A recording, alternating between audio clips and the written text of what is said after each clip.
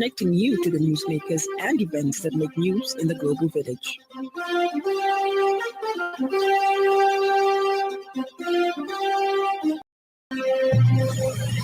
Good afternoon. This is the 5FM Radio Min News. The headlines.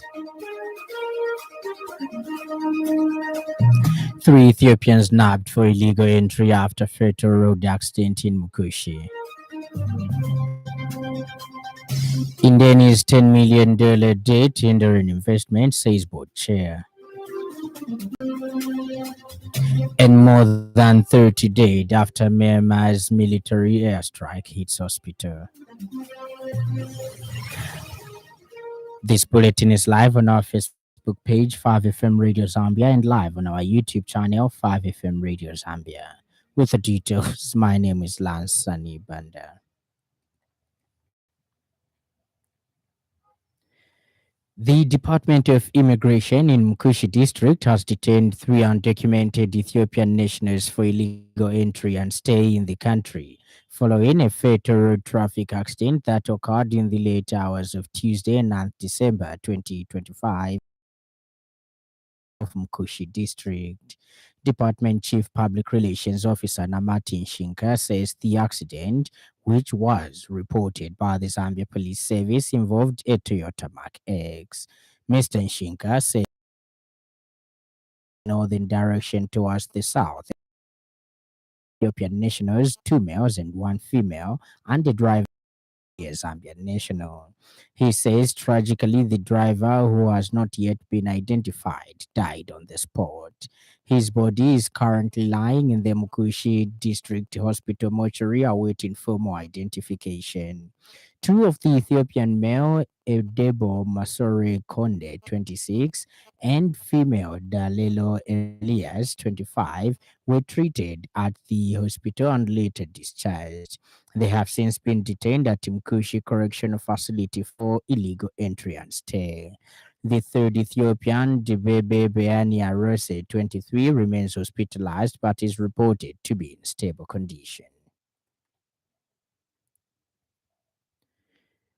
Preparations for the Zambia 2026 Continental Energy and Infrastructure Investment Forum are advancing as the country positions itself to host the major investment forum for the first time.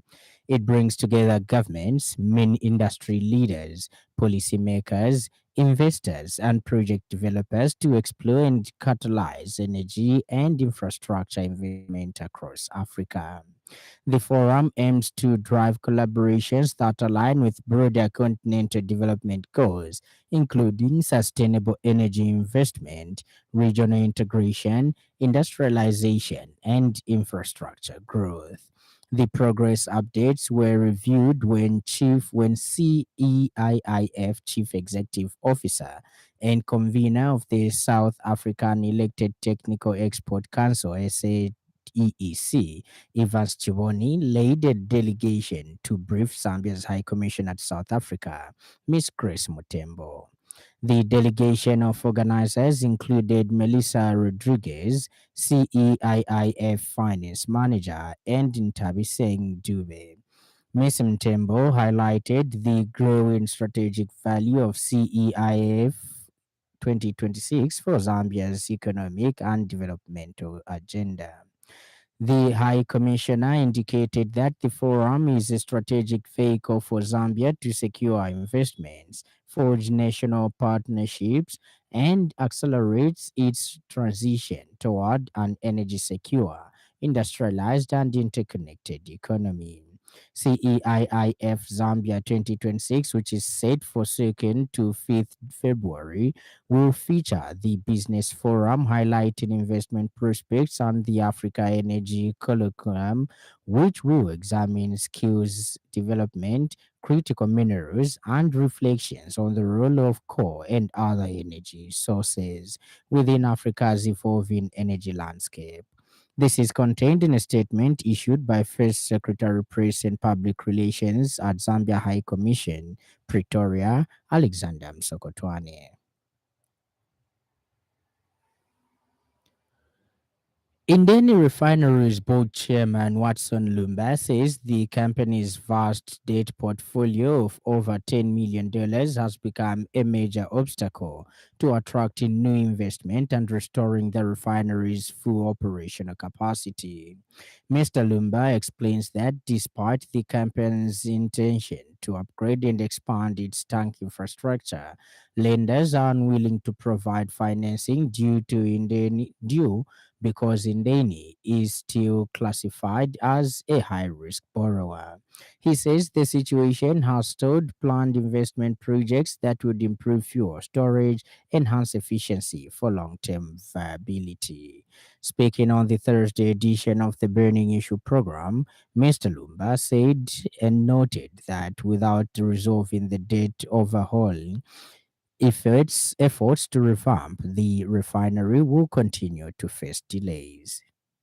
Over $10 million to we can give the it's going to clean up our balance sheet, and then we can go to the bank and maybe borrow money to start bringing in fuel, and we would not want to get money because fuel is a moving asset. It's always people are on the road, as a government entity we are not going to compete. One of the things we do as in Den, we have two roles. One is to supply, the other one is to keep strategic reserves because we have got tanks which are empty.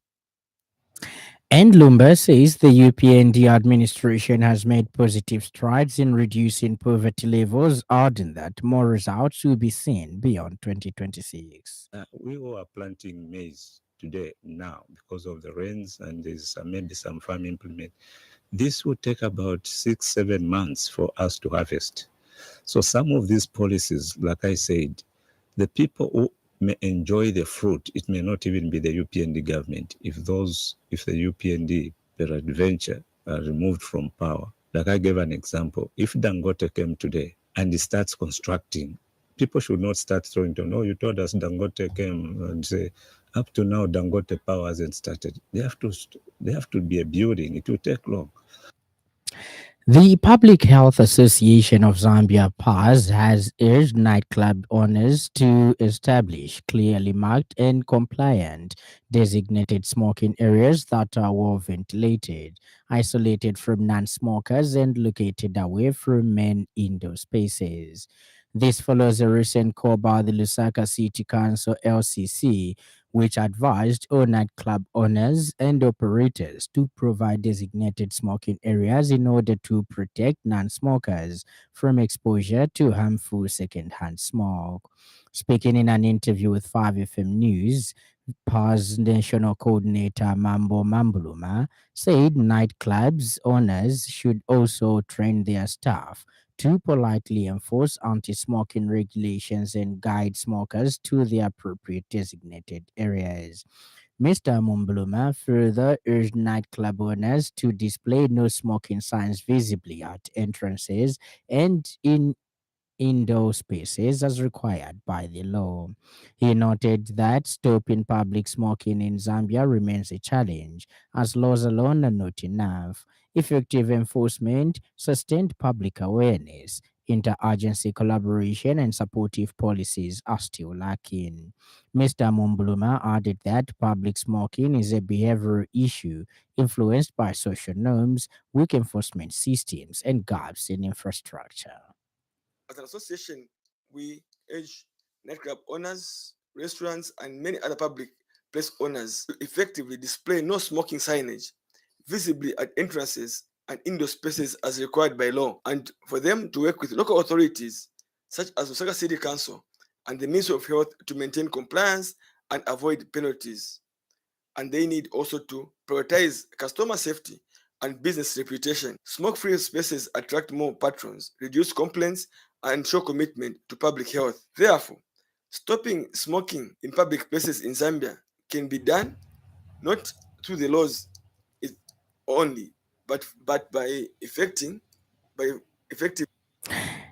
And in other news trending this afternoon,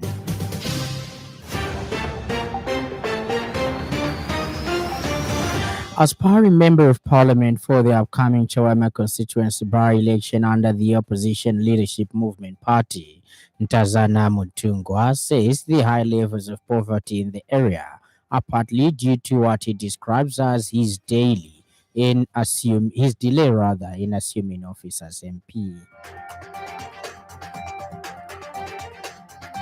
Traffic Desk, a road safety organization, has called for road safety awareness to be promoted every week, not just during designated campaigns.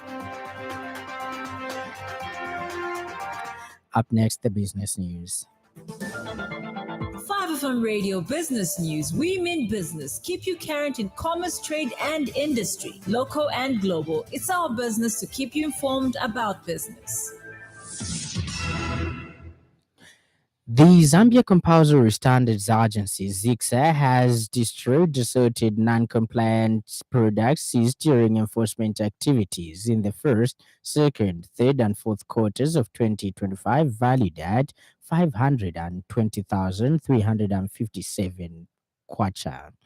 ZICSA destroyed the products in Lusaka on Wednesday afternoon in line with the provisions of the Compulsory Standards Act number 3 of 2017, which provides for, among other measures, destruction of non-compliant products to protect consumers and the environment.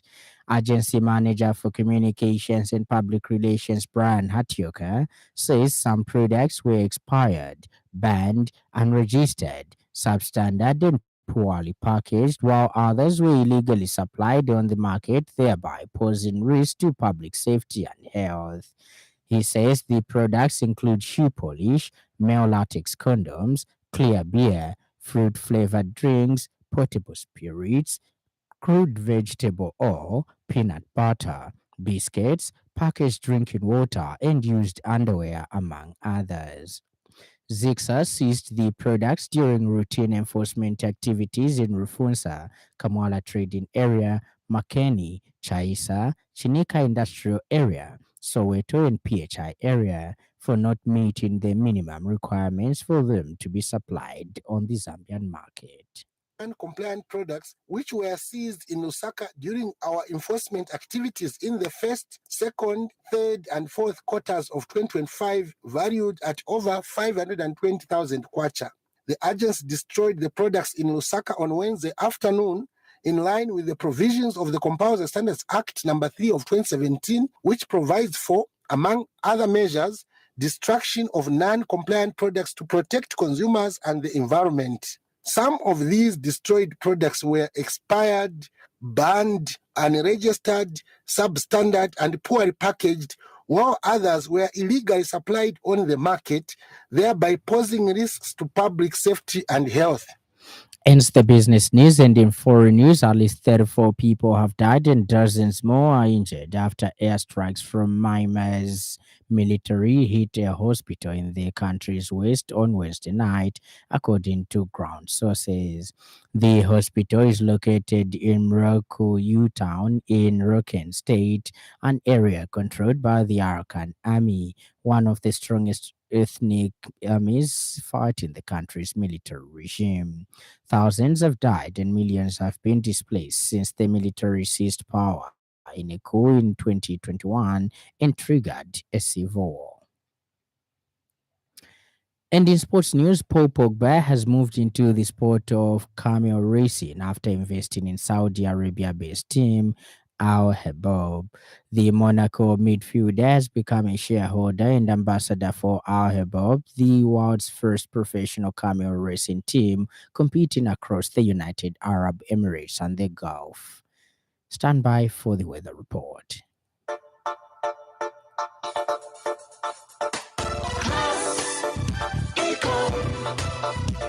Class Econ Roofing Africa. Class Econ Roofing, plot 17100 off Katanga Road, 150 meters from Mumbwa Road, Chinika Industrial Area, Lusaka. Class Econ Roofing. Class plus economy. Class Econ Roofing Africa. Class Econ.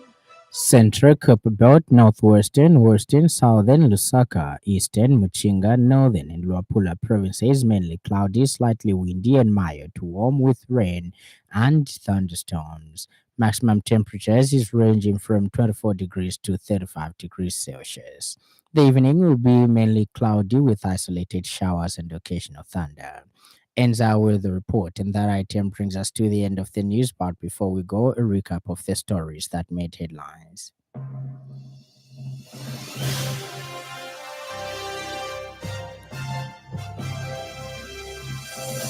The Department of Immigration in Mkushi district has detained 3 undocumented Ethiopian nationals for illegal entry and stay in the country following a fatal road traffic accident that occurred in the late hours of Tuesday, 9 December 2025, in the Mpasha area of Mkushi district.